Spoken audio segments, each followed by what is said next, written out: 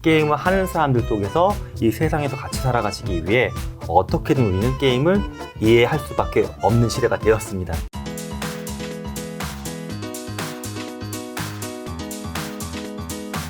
오늘 책은 바로 게임 인류입니다. 자, 그럼 이제 게임, 뭔가 우리 현실에서는 일반 개인들만 좀 많이 사용하고 있는 것 같은데, 네. 실제로 비즈니스 현장에서 좀 유용하게 적용된 사례는 좀 어떤 게 있을까요? 일반 소비재에도 사실 우리가 알게 모르게 게임이 적용은 많이 되고 있어요. 네. 하다못해 외국 닛산이나 포드 자동차 같은 데 보게 되면 네. 연비를 가지고서 나무를 키우거나 등수 게임하는 것들이 떠요, 계기판에. 어떻게 키워요? 그러니까 내가 만약에 안전운전하거나 과속 안 하게 되면 연비를 좋게 하는 거잖아요. 그쵸. 그럼 지구 환경에 도움이 된 거니까 여기 계기판에 진짜 나무 모양이 있어요. 그래서 나무가 초록색으로 이파리가 잘 나와요. 네네. 근데 운전을 개떡같이 하게 되면 네. 나무가 시들어가는 거예요. 이 게임 같은 인터페이스인데 그렇다고 얘가 뭐 혼내거나 이런 건 없어요. 그쵸, 그쵸. 근데 아까 작가님 말씀처럼 오히려 성취감.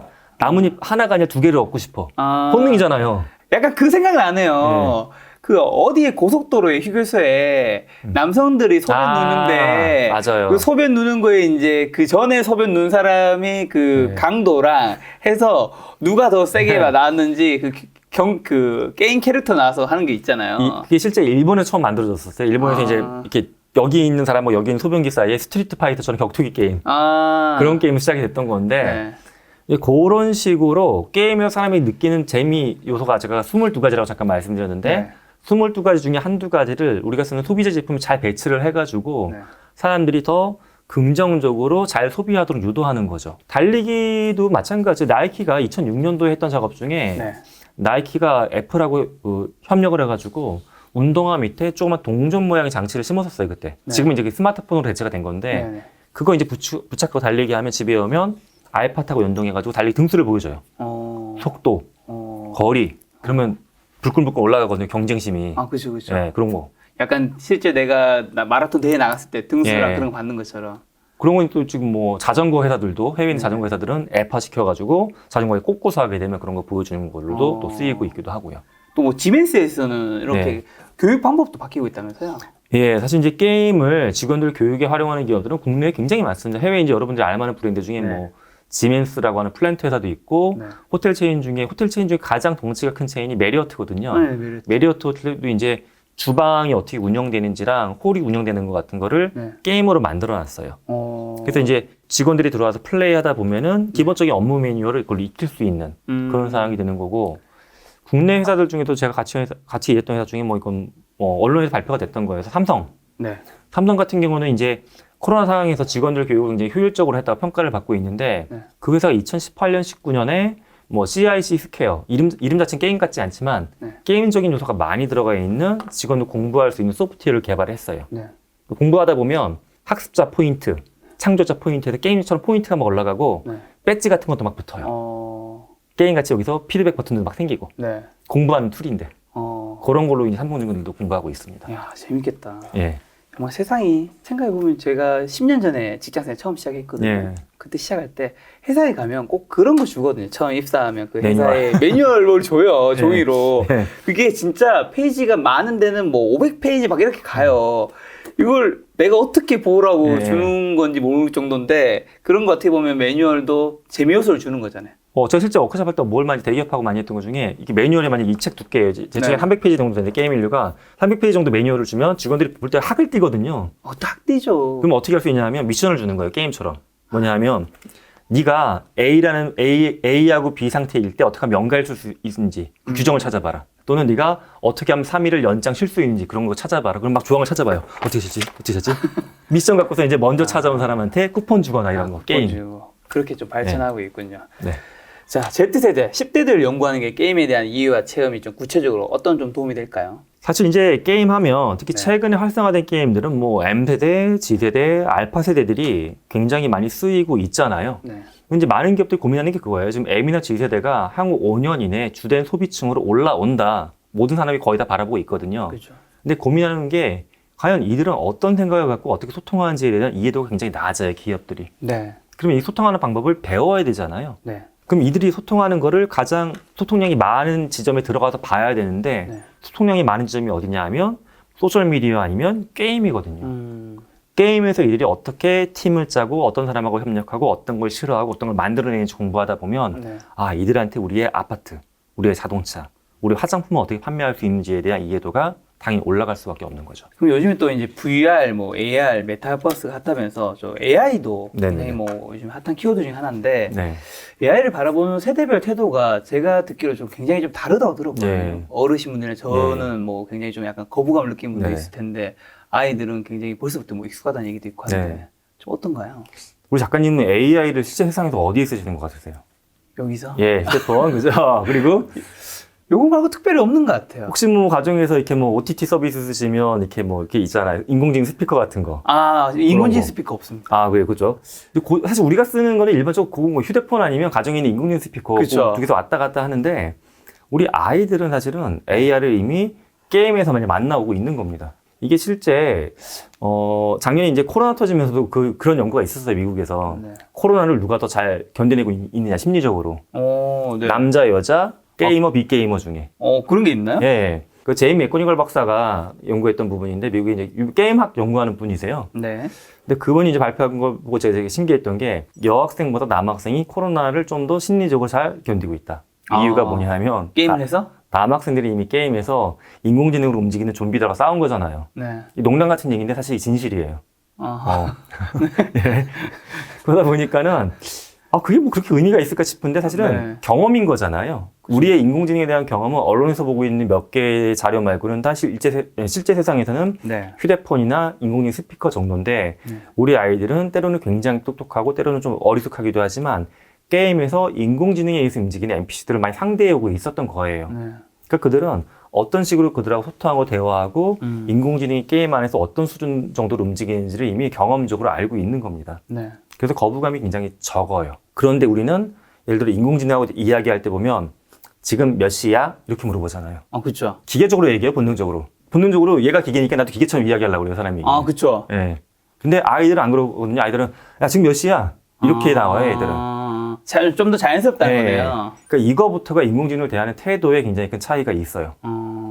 아이들은 또한 아직까지는 뭐 근로자의 관점이나 경영자의 관점은 없기 때문에 네. 인공지능을 소비자 관점에서 친구처럼 받아들이는 맥락이 더 많습니다.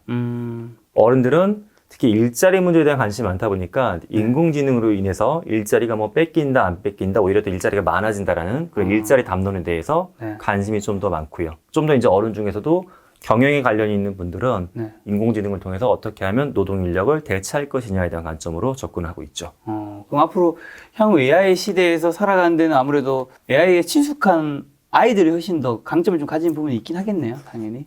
그럼요. 지금 하다못해 휴대폰 디바이스만 해도 네. 우리 아이들은 뭐 디지털 네이티브다라고 해서 어렸을 때부터 많이 다뤄오기 때문에 그렇죠. 새로운 앱을 쓰거나 새로운 앱을 만드는 것조차 아이들이 훨씬 더 잘하거든요.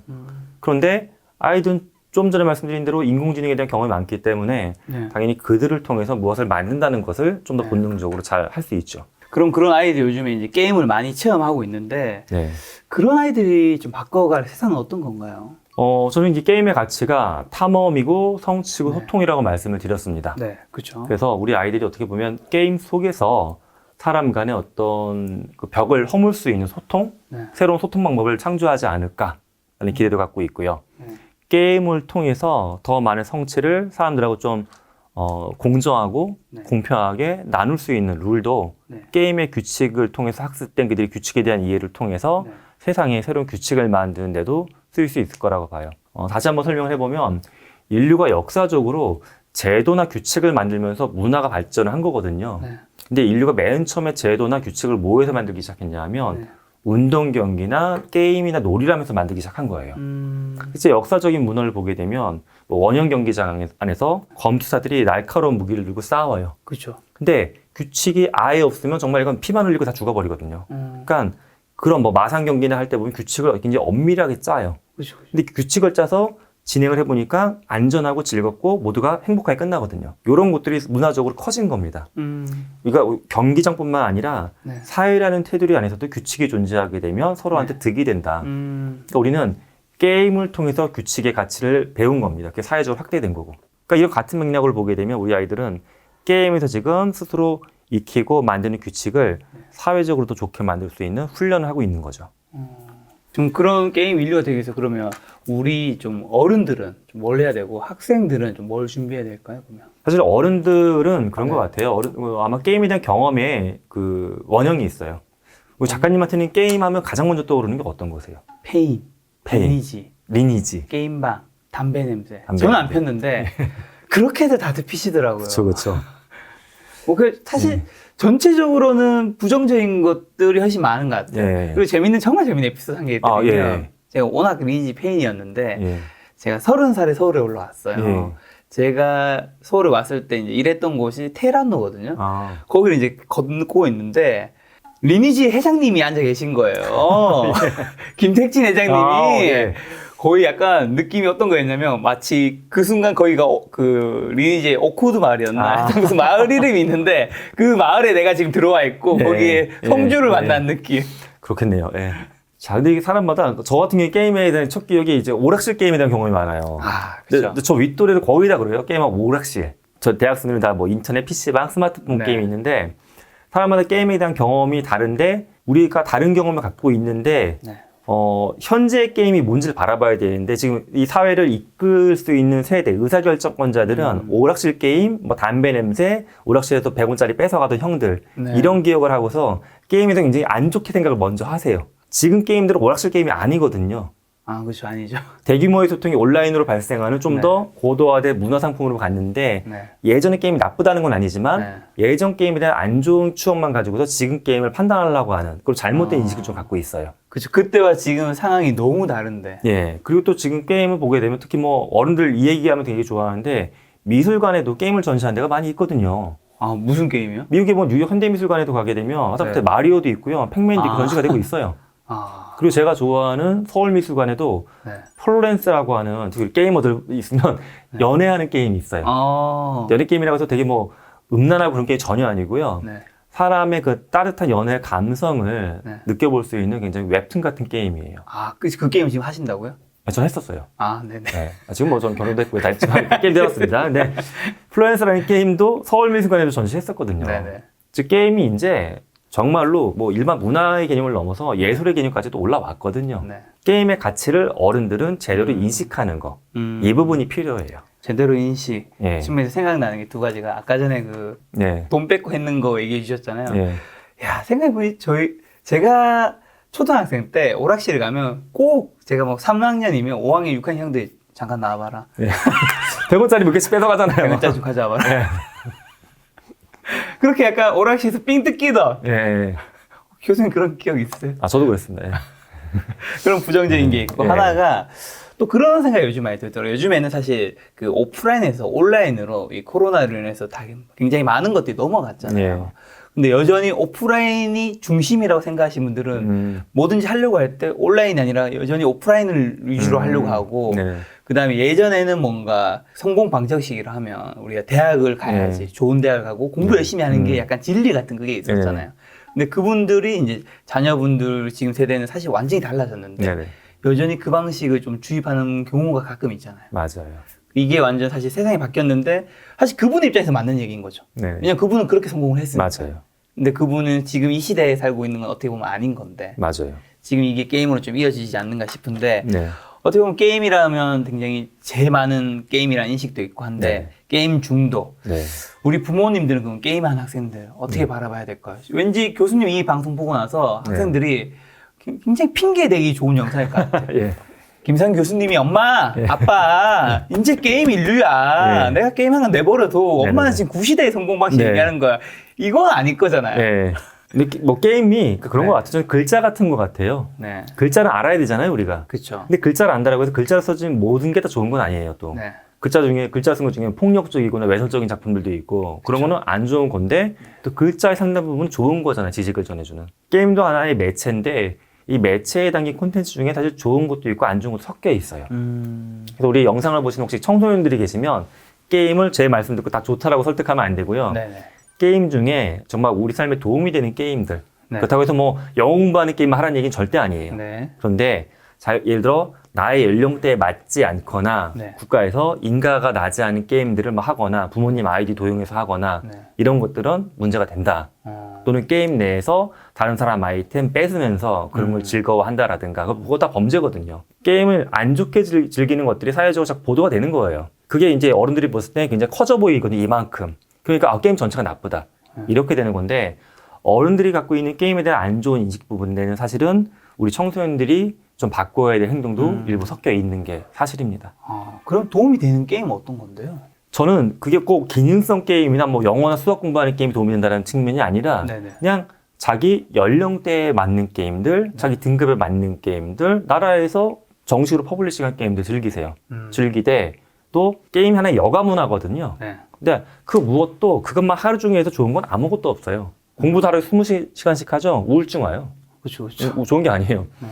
게임도 마찬가지로 여가인데 네. 그럼 내가 만약에 하루에 여가를 6시간 쓸 수 있어. 6시간은 전체 중에 5시간이 6시간을 게임만 한다? 저 이것도 안 좋다고 봐요. 전 게임 연구자지만. 한 2-3시간 게임하면 네. 나머지 3-4시간은 뭐 사람도 만나고 네. 영화도 보고 뭐 다른 운동도 할 수 있고 이렇게 해야지 게임 하나만 모든 삶에 집중해 있는 거 이거는 좋지 않다라는 거죠. 근데 여기서 갑자기 하나 더 드리고 싶은 질문이 이게 게임을 해서 어쨌든 우리가 좋은 것들이 있다는 건데 네.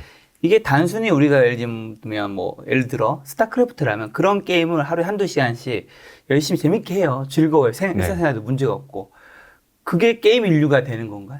그건 좀 아닐 수, 뭔가 실질적으로 게임 인류에서 내가 뭔가 조금 사회적으로 성취를 얻고 할 수 있으려면 좀 어떻게 이걸 좀 접근해야 될까요?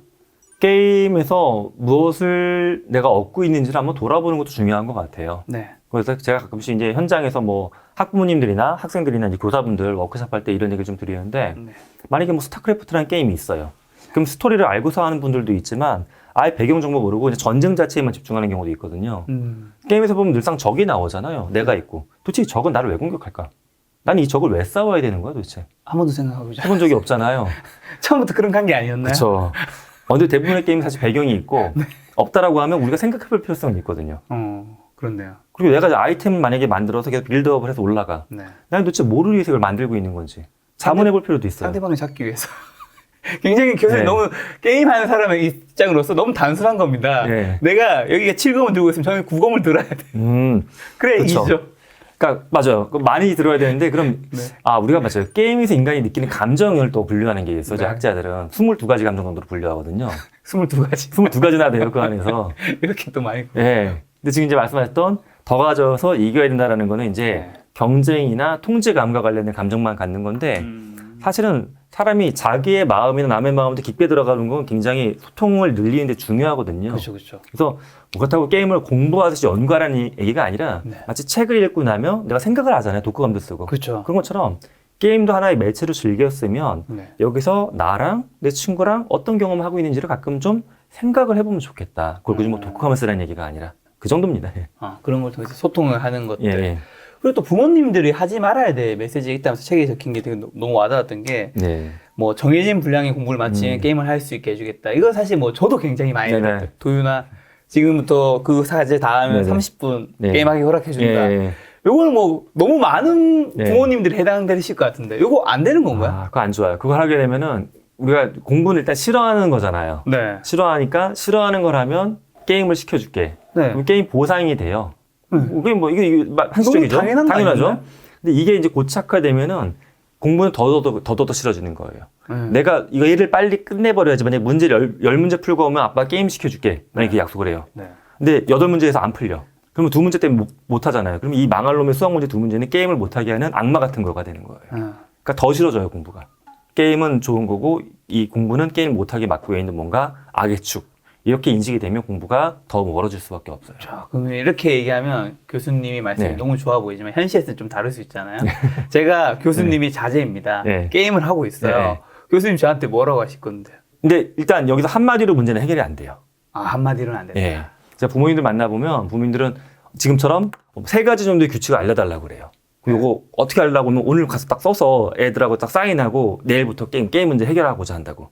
그런데 게임 고민을 몇 년 동안 해봤냐고 지금 다시 물어봐요. 자녀하고 게임 문제가 얼마나 누적된 문제냐고. 그럼 보통 최소한 1년이냐 어떤 뭐 10년 넘었다 이 고민이. 이렇게 얘기하거든요. 네. 굉장히 아버지도 같은 게 혹시 담배 피세요? 아니, 저 안 핍니다. 술 드세요? 네, 좋아합니다. 술 몇 년 드셨어요? 20년이요. 그러면 이제 내일부터 끊으실 수 있겠어요? 20년 드신 거? 아니, 안 끊을 건데요. 안 끊으실 거죠? 약간 이런 거예요. 물론 이제 술과 게임은 다른 거지만 네. 아이 입장에서 내가 10년 동안 즐겨왔던 건데 갑자기 규칙 세계가지고서 내일부터 못하게 해. 10시간 하던 거 1시간으로 줄여. 불가능하다. 이거는 불가능하죠. 그러니까 첫 번째는 한 방에 해결할 수 있는 해결책은 없다예요. 없다. 예. 그래서 제가 먼저 가이드하는 거는 아이가 정말 누가 봐도 너무 많이 하는 것 같아. 네. 그럼 처음에 시간을 잡아보라고 해요. 시간을 지금 너 게임하는 시간 기록해보라고 해서 아이한테 물어봐요. 그럼 네. 엄마 나 10시간 해. 10시간. 10시간 예를 들어. 그러면 정하지 말고 마음 꾹 누르세요. 너 몇 시간 하는 게 적당할 것 같니라고 아이한테 물어보셔야 돼요. 그럼 아이가 나 내일도 10시간 해야지. 이렇게 나오는 얘기는 좀 드물어요, 사실은. 보통 줄여서 얘기해. 한두 시간이라도. 그리고 나서 그걸 또 며칠 기다려 봐야 돼요. 일주일 동안. 네. 그러면 너 정말 일주일 동안 매일매일 동그라미 세모 해봐. 그러면 너 정말 매일매일 8시간만 있으면 동그라미, 8시간 반 했으면 세모 이렇게. 네. 그러면 동그라미 개수를 보고서 다시 이야기하면 돼요. 너 그러면 8시간 했으면 나머지 2시간 뭐 했니? 하고. 공부를 더 하라고 하시면 안 돼, 아직은. 네네. 2시간 동안 이거 뭐 그림도 그리고 엄마 아빠 산책도 나가고 했는데 그런 게 좋았다라고 하면 그럼 시간을 더 조정을 해볼래? 아니면 이대로 해볼래? 또 물어보셔야 돼요. 네. 그러니까 즉 내가 시켜서 너를 게임을 못하는 감옥에 가둔다라는 프레임으로 가시면 안 되고 자기의 행동을 스스로 보면서 스스로 무엇으로 어떤 길로 가야 될지를 아이가 직접 결정하게끔 유도를 하셔야 됩니다.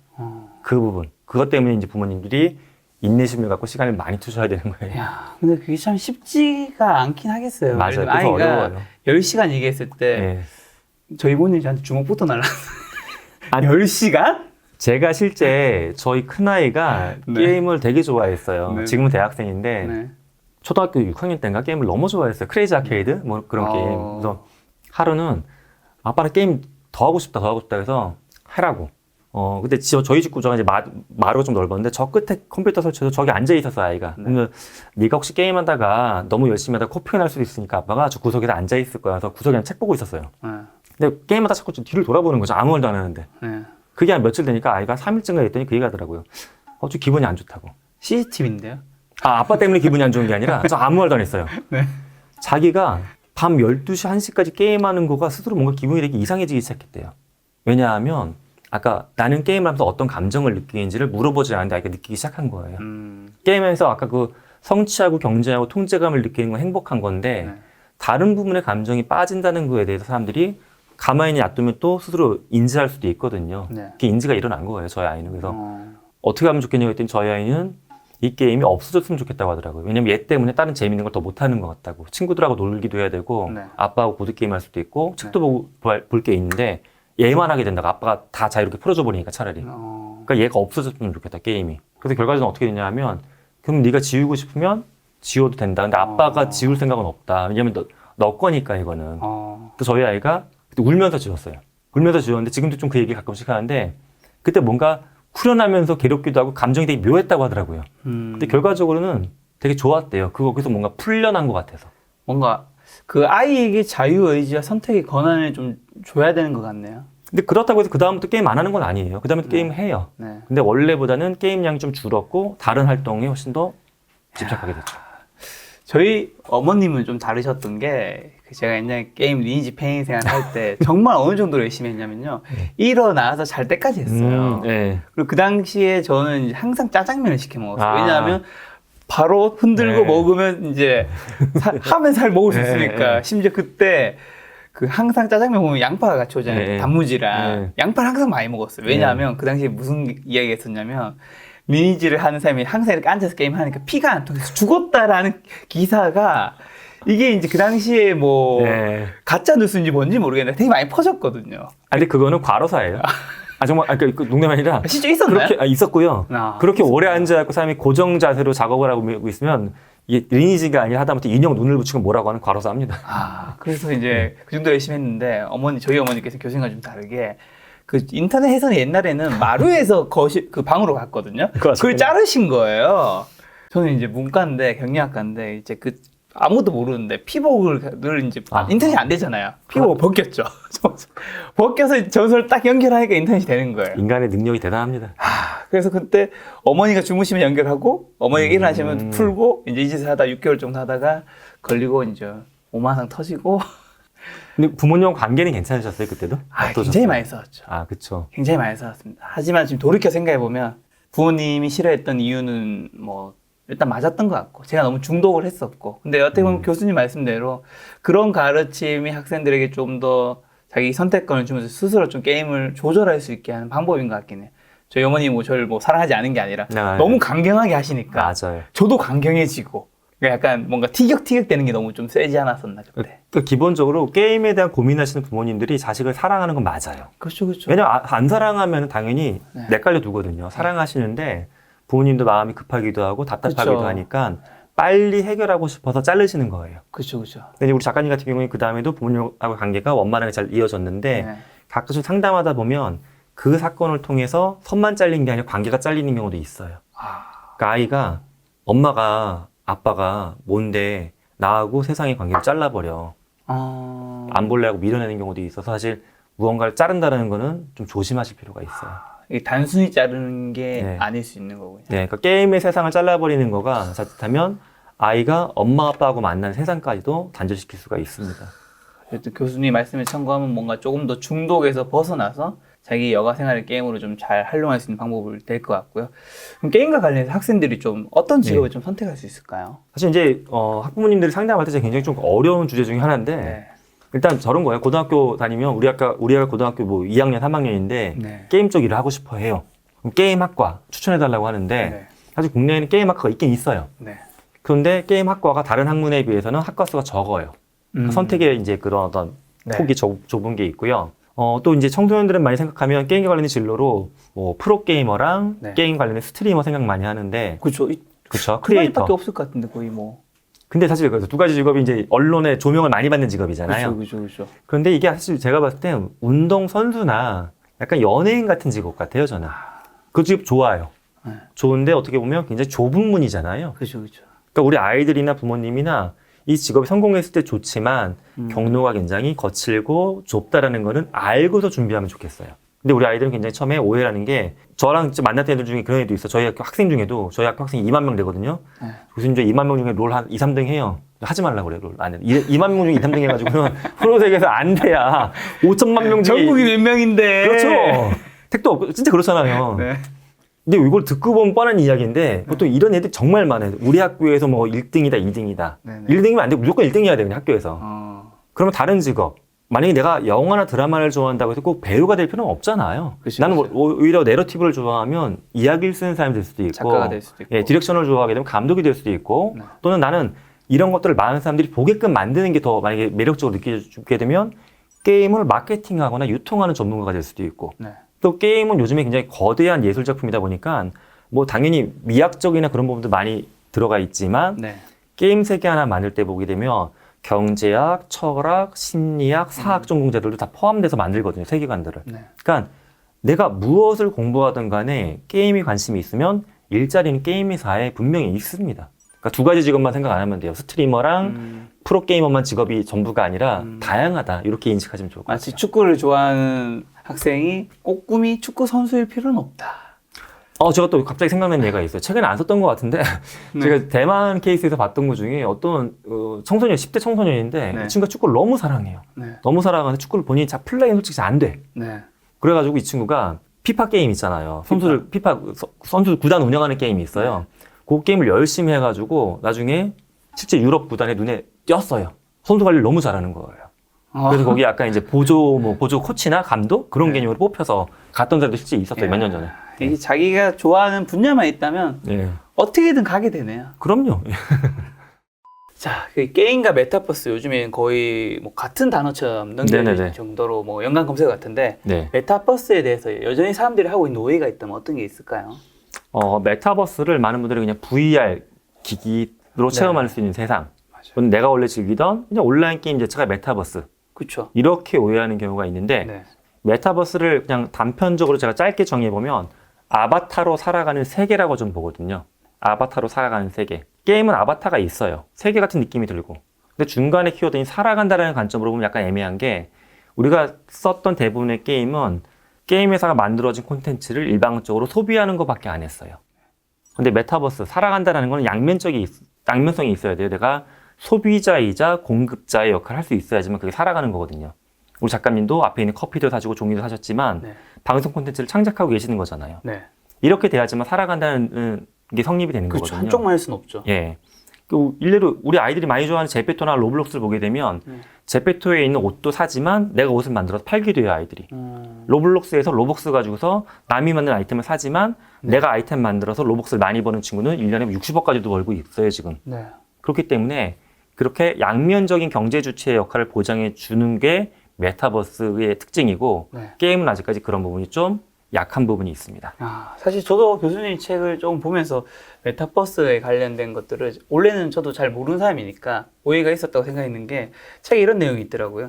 메타버스의 중심은 게임이고 메타버스가 발전해도 우리가 더 몰입감 있는 다양한 게임을 즐기게 될 뿐 현실 세계의 업무, 학업, 공공서비스, 일상생활 등에 큰 변화를 주지 못할 것이라 오해하면 안 된다. 메타버스는 다양한 일자리를 창출하고 블록체인을 기반으로 새로운 경제 모델을 만들 것이며 기업의 새로운 마케팅 채널로 자리 잡을 것이다. 그러니까 단순히 생각하면 뭐 VR, AR 이런 걸로 그냥 하나의 그런 걸 뿐이라 생각하지만 네네. 이제는 그 가상현실이 아니라 그 가상에 우리 현실도 어느 정도 들어간다라는 의미이신 거잖아요. 그렇죠. 가상의 공간이 그냥 놀이나 재미로만 끝나는 게 아니라 현실을 확장하고 가치를 높여줄 수 있는 하나의 매개체가 될 수 있는 거죠. 그게 지금부터 시작을 하고 있는데 이게 진짜 우리 눈에서 와 이제 이런 세상이 왔다고 느낄 때는 혹시 언제쯤일까요? 아무래도 사람들이 느끼는 거는 사용하고 있는 디바이스 자체가 변하거나 굉장히 독특한 어떤 플랫폼이나 앱이 출현할 때일 것 같아요. 좀 더 범용적으로 쓸 수 있는 거. 근데 사실 제페토나 로블록스는 이미 뭐 제페토 2억 명, 로블록스가 뭐 1억 6천 명 쓰고 있다고 하지만 지금 이 방송을 보시는 분들 중에 20대나 30대 분들이 계시면 나는 한 번도 들어가 본 적이 없다 생각을 하실 거거든요. 그렇죠. 그분들 입장에서 바뀔 게 유튜브나 넷플릭스의 플랫폼이 변화하는 순간 또는 내가 화장품이나 옷을 사러 갔던 플래그십 스토어나 리테일의 어떤 구조가 바뀌었을 때 뭔가 세상이 바뀌었구나 느낄 건데 이런 변화가 눈에 띄게 오려면 앞으로 한 2, 3년 정도 시간 프레임 안에 좀 들어온다고 봅니다. 2, 3년이면 지금 2021년이니까 2023년, 4년쯤에는 네, 왜냐하면 제가 지금 만나고 있는 기업들도 일반 그 생필품 만드는 기업들도 메타버스를 통해서 유통을 바꾸려고 노력을 많이 하고 있거든요. 이런 게 아마 올해 안에 여러 가지 시도가 생길 것이고 내년부터 가시적인 변화가 많이 나타날 것 같습니다. 야, 교수님을 찾는 기업들은 아무래도 그 메타버스를 조금 더 빨리 생각하는 기업일 것 같아요. 네네. 그럼 그런 기업들을 미리 우리가 잘 발견하고 투자하는 것도 왜냐면 모든 기업이 그렇게 하고 있지는 않을 거란 말이죠. 그렇죠. 교수님 어쨌든 만나는 그 교수님의 그 뒷조사를 하는 거지. 어느 기업 만든 건 아니라. 최근에 보면 뭐 통신회사들도 통신이 이제 메타버스가 발전하면 당연히 통신 트래픽도 증가할 수밖에 없잖아요. 그러니까 국내나 뭐 북미 지역 통신회사나 통신회사들도 숫자가 늘어날 수밖에 없어요. 통신주도 중요하게 볼 부분이 있고요. 또는 이제 방송 쪽도 굉장히 급변할 거예요. 방송이나 엔터 쪽도. 방송이나 엔터 쪽도 지금 보면 아까 잠깐 말씀드렸던 뭐 하이브처럼 BTS를 기반으로 메타버스에 먼저 들어간 기업도 있고 조금 약간 뒤에 있는 기업 중에서도 좀 새롭게 해보려고 하는 기업들도 움직임이 보이거든요. 그러니까 언론을 잘 보시다가 메타버스를 준비하는 기업들이 방송에서 나오게 되면 그런 쪽이 좀 더 발전될 거라고 그런 프로덕션 쪽이 기대를 해보시면 좋을 것 같고 생필품도 마찬가지예요. 생필품을 지금 유통하는 회사들이 동일하게 만약에 화장품을 만들고 청바지를 만들고 뭐 가방을 만든다. 그들 중에도 뭐 루이비통이나 버버리나 구찌와 같은 기업들은 이미 메타버스 쪽에 손을 많이 잡고 있어요. 그런데 제가 지금 언급하지 않은 다른 브랜드들은 아직까지 약간 좀 관망 중이거든요. 그러면 그들의 기업 가치가 메타버스가 확장되면서 변화가 생기겠죠. 야, 진짜 뭔가 명품 매장 같은 데서 뭐 샤넬 같은 매장에서 그런 공간을 만들어 놓고 사실 샤넬 같은 진짜 비싼 매장에는 들어가는 것도 약간 부담스럽잖아요. 사지도 않고. 거기서 아이쇼핑으로 들어간다는 자체가 좀 쉽지 않을 수 있잖아요. 근데 그런 공간을 만들어 놓고 거기서 손님들한테 보게 할 수도 있고 아니면 뭐 입장권을 팔 수도 있고 뭐 그런 식으로 좀 어떻게 연결될 수도 있겠네요. 그렇죠. 명품이 또 강조하는 게 그거잖아요. 어떤 명품이 갖고 있는 전통이나 역사 또는 그 장인들의 제조 과정. 근데 이런 걸 사실 우리가 몰라요, 잘. 그 안에 들어가서 가볼 수도 없고. 근데 그걸 메타버스 안에 구현해서 내가 경험할 수 있다고 하면 만약에 내가 C라고 하는 C사 브랜드의 견습공이 되는 거예요. 가방 제조 견습공. 그래서 역사적인 인물들도 만나보고 가방 만드는 공장도 가서 보기도 하고 그 다음에 그 브랜드 매장을 가게 되면 또 느낌이 달라질 거죠.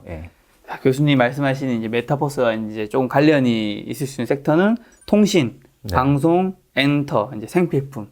현재까지는 그 정도. 더 있나요? 더 많은 변화가 있을 겁니다. 게임에 사람들이 매료하게 만든 세 가지 요인이 탐험과 성취와 소통이라고 하셨잖아요. 네네. 사실 우리가 게임 속에서 레벨업을 하고 뭔가 누군가를 이기고 하면 이제 그게 사실 그 게임 안에서는 어느 정도 이루어지는 현실적인 일들이니까 네네. 그 게임 안에서 내가 레벨업을 하고 하는 게 성취하고 성공하는 과정이라면 네네. 방금 전에 말씀하신 세 가지 요인을 우리 현실에서 좀 잘 적용하면 우리 현실에서도 뭔가 잘 살아가는 게 굉장히 중요하잖아요. 네네. 이런 거 좀 어떻게 게임에서 잘 하는 거를 현실에 적용하면 어떻게 하면 좀 잘할 수 있을까요? 뭐 심리학적인 용어 중에 멘탈 시뮬레이션이라는 개념이 있어요. 네. 정신적인 시뮬레이션인데 네. 이런 거죠. 내가 만약에 시험을 잘 보고 싶어. 그러면 시험이 잘 봐져서 상을 받는 장면이 있고 네. 한 시험 공부를 열심히 하는 과정에 대한 이미지가 있어요. 두 가지 중에 하나 상상하는 거예요. 어떤 걸 상상한 친구들이 성적이 더 잘 나올 것 같으세요?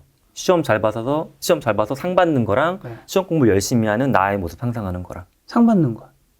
실험 결과는 반대예요. 공부를 열심히 하는 과정을 상상한 사람들이 네. 그게 트레이닝이 돼서 실제로 공부를 열심히 하는 나로 바뀌어지거든요.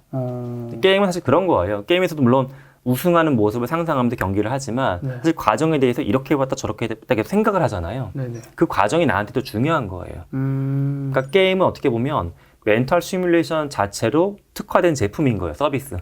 그래서 우리가 평상시에 할 수 있는 멘탈 시뮬레이션이 네. 게임에서도 동일하게 일어나고 있다. 그게 첫 번째 가치고요. 네. 두 번째는 게임이 그 탐험, 소통, 성취에 대한 만족감을 통해서 현실에서 부족한 나에 대한 위로제 역할을 해주는 거예요. 위로제. 그렇죠. 그 사실 최근에 연구를 보게 되면 나이 드신 분들이 작년 게임을 더 하면서 우울감이나 소통에 대한 결핍에서 오는 고립감 이런 것들이 많이 약화됐거든요. 네. 게임이 최근에는 디지털 치료제라는 말로도 쓰이고 있습니다. 그렇다고 해서 게임을 통해서 인간의 모든 문제를 치료한다는 말은 아니지만 그렇죠, 그렇죠. 게임이 적절히 쓰이면 우리가 갖고 있는 그 정신적인 문제의 상당 부분을 또 치료해 줄 수도 있다. 그런 치료제도 좀 써보시면 좋겠고 제가 굉장히 좋은 팁을 말씀드리면 아주 안 좋은 악플을 보거나 만약 작가님 같은 경우에 방송을 올렸는데 네. 또는 아주 이상한 사람한테 갑질을 당했어. 네. 그럴 때 굉장히 시각적인 자극이 강한 애니팡이나 테트리스 같은 게임을 5분 동안 하면 굉장히 도움이 돼요. 정말로요. 왜 그러냐 하면 인간의 뇌는 동시에 모든 영역이 활성화가 잘 안 되거든요. 네네. 근데 안 좋은 일이 생기면 계속 기억하고 사고 회로가 발달돼서 계속 그걸 생각만 하는 거예요. 안 좋은 것만. 그렇죠, 그렇죠. 그런데 시청각적인 자극이 센 게임을 하면 내 뒤쪽이 활성화되면서 이게 약간 약화돼요. 그 말은 스트레스를 느끼는 그 정보가 점점 더 소멸되게 가는 거거든요. 네. 그러니까 특히 직장인들 제가 스트레스 받았을 때 처방하는 게 화장실에 숨어서 5분 동안 게임하다 나오라고. 상사가 정말 말도 안 되는 거 날 깼을 때 네. 정말로 효과가 있습니다. 야, 그럼 뭔가 팡팡 터지는 게임들 하면 도움이 될 그 것이다. 두 가지 정도 말씀드려봅니다. 이번에 내신 책이 이제 게임 인류 책인데 이 영상을 보시면서도 여전히 게임에 대한 이제 부정적인 인식이나 이거는 메타버스로 가는 뭐 미래의 굉장한 그게 아니라 그냥 게임이 조금 더 확장된 버전이지 않냐 이렇게 생각하시는 분 계실 것 같은데 마지막으로 하시고 싶은 말씀이 있다면. 자, 이제 인구 통계학적으로 보게 되면요. 게임을 하는 사람이 게임 안 하는 사람보다 훨씬 더 많아지고 있고요. 이런 증가는 점점 더 가속화되고 있어요. 이건 마치 글자를 모르던 문맹과 글자를 아는 사람의 비율, 아는 사람이 훨씬 더 많아졌던 것과 같은 맥락의 상황입니다.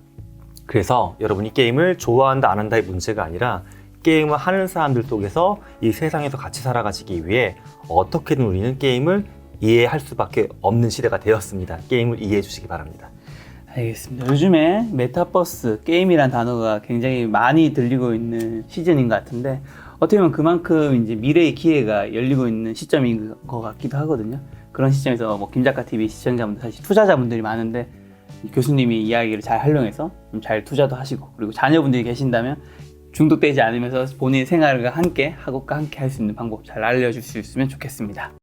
네, 오늘 만남의 손님은 게임 인류의 저자 김상균 교수님이었습니다. 지금까지 여러분의 소중한 시간을 함께 해주셔서 정말 감사합니다. 오늘도 김 작가였습니다. 고생 많으셨습니다. 고생하셨습니다.